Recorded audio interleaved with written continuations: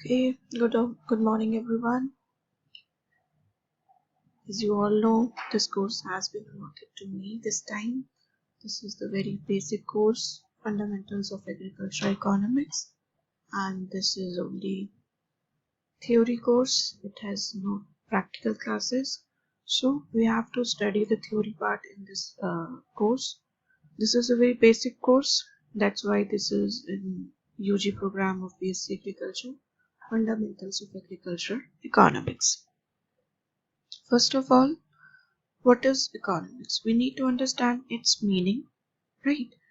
Where it has been studied and what's its importance. So, what is economics? As we all know, we see in our day-to-day activities, most of which are related to earning one's own living and to the manner of satisfying one's own wants, right? हमारी ज़रूरतें, हमारी जो भी आवश्यकताएं हैं उनको पूरा करने के लिए ही सब जिंदगी चल रही है।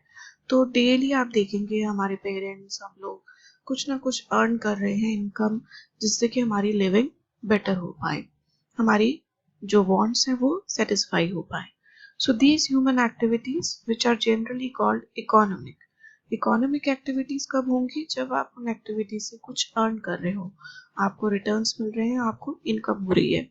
So these are main related to production. कुछ आप प्रोड्यूस कर रहे हो, आपने प्रोड्यूस किया तो उसका डिस्ट्रीब्यूशन, फिर उसका consumption which is related to consumers and exchange of goods and services. Exchange जब तक नहीं होगा तब तक आपको कोई इनकम नहीं होगी, बिकॉज किसी ने कोई प्रोड्यूस किया बट अगर उसका कोई कंज्यूमर नहीं है, खरीदार नहीं है, तो वो उसका प्रोडक्शन बेकार जाएगा। So exchange of goods and services. The scientific study of various problems arising out of these economic activities is called economics, right? तो इन सब की स्टडी, इनकी साइंटिफिक स्टडी, एक सिस्टमैटिक वे में जो भी प्रॉब्लम्स अराइज होती हैं इकोनॉमिक एक्टिविटीज से, तो उनको जब हम स्टडी करते हैं उसमें उस सब्जेक्ट को हमने क्या कहा? Economics. So what are the basic economic problem? As we all know that the basic economic problems is that human wants are many, but means to satisfy these wants are limited. Resources बहुत कम है, scarce है, और उनसे आप alternation, जो आपके पास options है उनको allocate करने के, वो आपको देखना है कि कौन सा best combination होगा। Okay, और human wants on the way, on the contrary, बहुत ज़्यादा है, unlimited है। हम लोगों की इच्छाएं कभी खत्म नहीं होती है। आज आपके मन में कोई इच्छा आ रही है, कल कोई और होगी, फिर कोई और होगी। So they are unlimited, but उनको सेटिस्फाई करने के रिसोर्सेज क्या है? सीमित है। These limited means are capable of alternative uses. आप इनको ऑल्टरनेटिव यूजेस में डाल सकते हैं। Hence there is a need of satisfying maximum wants with limited resources. So आपको क्या करना है? आपको मैक्सिमम वांट सेटिस्फाई करनी है out of these limited resources. So in reality most resources are scarce. हमको पता है ज़्यादातर sources आपके scarce हैं, सीमित हैं।